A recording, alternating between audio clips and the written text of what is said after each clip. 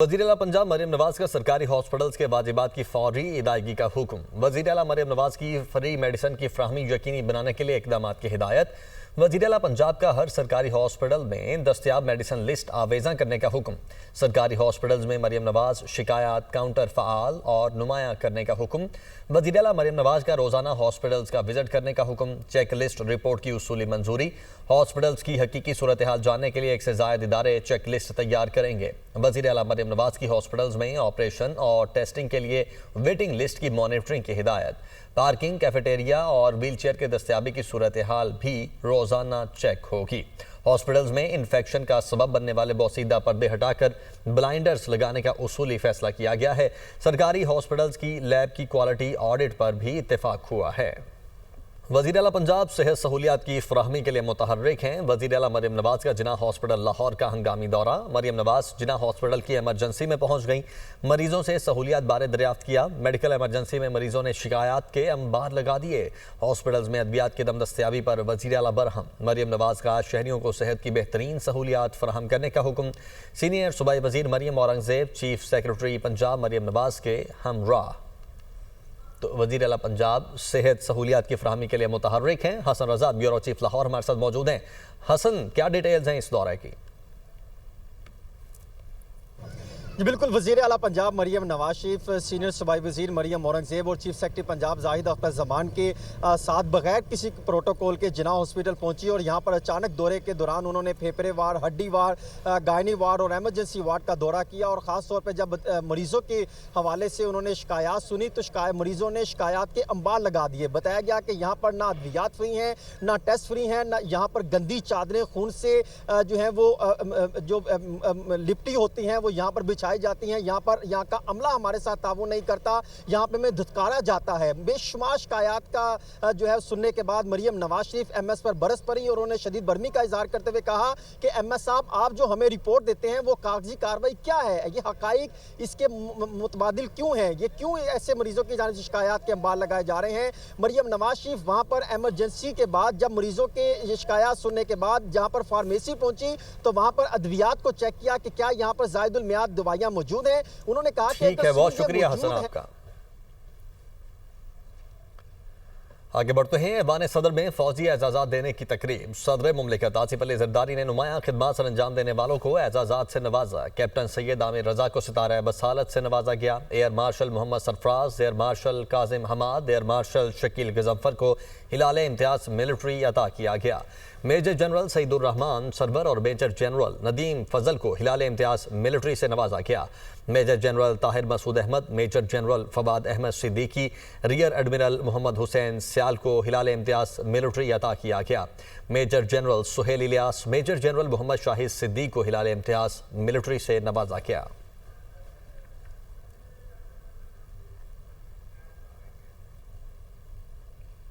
वज़ीर आज़म शहबाज शरीफ की ज़ेर सदारत रमज़ान रिलीफ पैकेज से मुतल्लिक जायज़ा इजलास। अब तक 63% मुस्तहकीन को रकम पहुँचाई जा चुकी है। हुकाम की ब्रीफिंग। वज़ीर आज़म की रमज़ान रिलीफ पैकेज का थर्ड पार्टी ऑडिट करने की हिदायत। इजलास में गुफ्तगू करते हुए वज़ीर आज़म ने कहा, रमज़ान पैकेज पूरे मुल्क में बिला तफरीक मुतारिफ करवाया गया। स्टेट बैंक, नादरा और टेक इदारों की काविशें लायक तहसीन हैं। रकम मुस्तहकीन तक डिजिटल वॉलेट के इंतहाई सहल और शफाफ निज़ाम के जरिए पहुँचाई जा रही है। डिजिटल मॉडल को दीगर हुकूमत स्कीम्स में भी अपनाने की हिदायत। वफाकी वज़ीर ग़िज़ाई तहफ़्फ़ुज़ राना तनवीर हुसैन ने कहा है कि चीनी की कीमतों में कोई इजाफा नहीं हुआ। चीनी 180 रुपये किलो फ़रोख्त होने की खबर बेबुनियाद है। एक्शन हुआ तो अकबरी मंडी में चीनी 5 रुपये किलो कम हुई, अब 162 रुपये फ़ी किलो मिल रही है।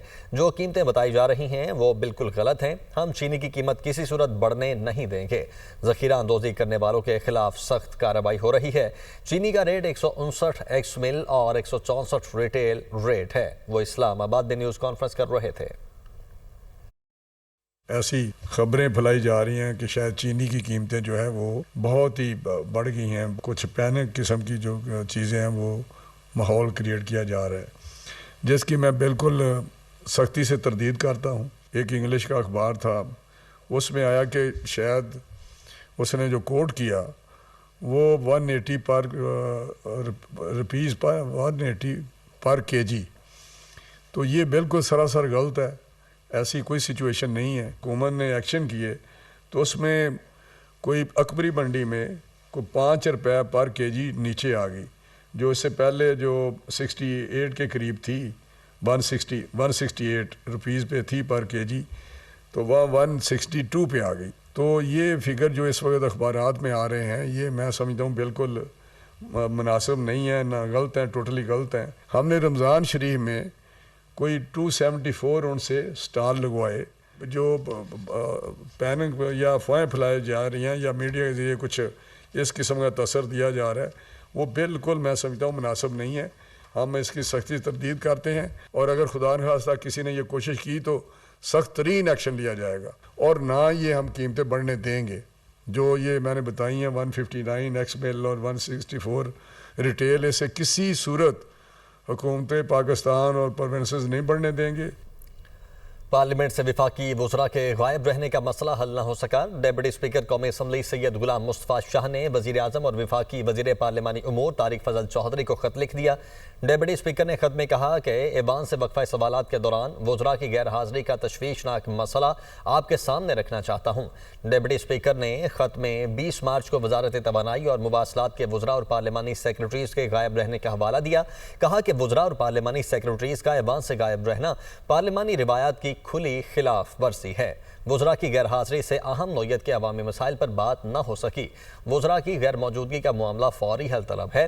कौमी वसाइल के इस्तेमाल के बावजूद वज़रा की अदम दिलचस्पी से ऐवान की कार्रवाई का मकसद पूरा नहीं हो सकता।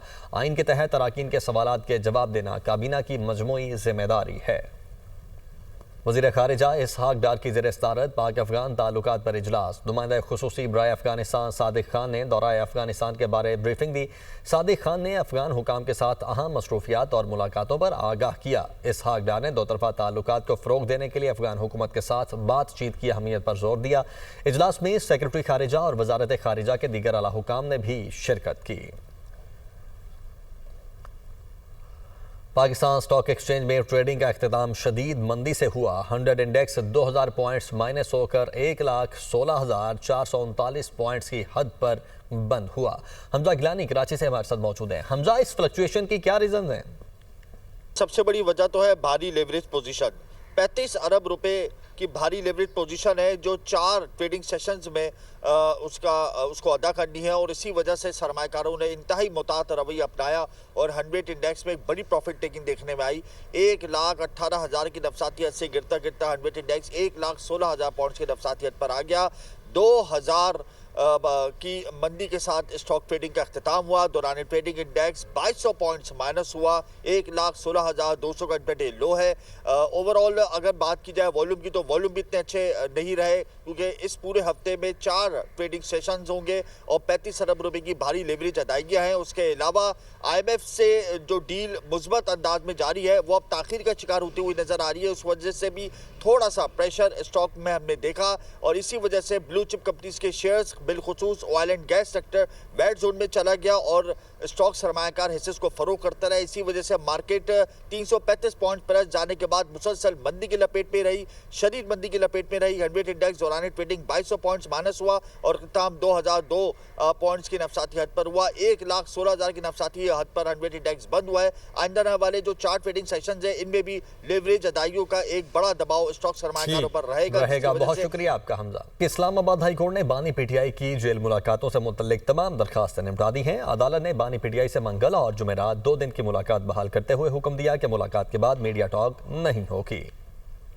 बानी PTI से सिर्फ मंगल और जुमेरात को मुलाकातों की इजाजत, मुलाकाती मीडिया पर बात नहीं करेंगे। इस्लामाबाद हाई कोर्ट ने 20 से ज्यादा दरख्वास्तें निपटा दी। इस्लामाबाद हाई कोर्ट के कायम मकाम chief justice Sarfaraz Dogar, justice Arbab Mohammad Tahir और जस्टिस मोहम्मद आजम पर मुश्तमिल बेंच ने केस की समाअत की। जस्टिस अरबाब मोहम्मद ताहिर ने रिमार्क्स दिए कि पहले ही तमाम फरीकैन के साथ मुलाकातों के SOPs तय हो चुके हैं कि आप इस पर नजरसानी करनी है। कायम मकाम चीफ जस्टिस ने नवीद मलिक से इस्तफसार इंतजार किया कि अगर बानी पीटीआई की कानूनी टीम यकीन दहानी कराए कि मुलाकात के बाद सियासी गुफ्तगू नहीं होगी तो हफ्ते में 2 दिन मुलाकात की इजाजत दी जा सकती है। इस पर नवीद मलिक ने मौक़िफ़ अपनाया कि हमें जेल में सिक्योरिटी और इंतजामी मसाइल का सामना है, इसलिए मुलाकात के लिए 1 दिन मुकर्रर किया जाए। अदालत ने रिमार्क्स दिए कि बानी पीटीआई के कोऑर्डिनेटर ही मुलाकात के लिए अफराद के नाम देंगे और हर कोई मुलाकात की दरख्वास्त लेकर नहीं आ सकता।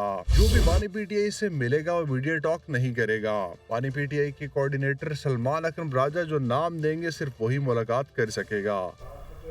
26 नवंबर एहतजाज पर दर्ज मुकदमात में जमानत की दरखास्तों पर समाअत। एटीसी इस्लामाबाद ने पीटीआई के तमाम रहनुमाओं की जमानतों में 5 मई तक तौसीक कर दी। जरताज गुल, आलिया हमजा और कमल शौजिब की हाजिरी से इस्तिस्ना की दरखास्तें दायर। शहरियार आफरीदी, शेर अफजल मरवत, अब्दुल कयूम नियाजी और रऊफ हसन एटीसी में पेश।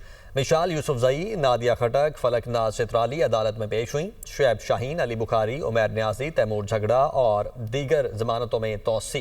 अदालत का कहना था कि जमानत की जितनी दरखास्तें आ चुकी हैं सबको इकट्ठा सुना जाएगा। अदालत ने तमाम जमानत की दरखास्तों पर समाअत 5 मई तक मुलतवी कर दी। पीटीआई रहनुमाओं के खिलाफ थाना रमना, सेक्रेटेरिएट, तरनोल और कोसार में 26 नवंबर एहतजाज पर मुकदमा दर्ज हैं।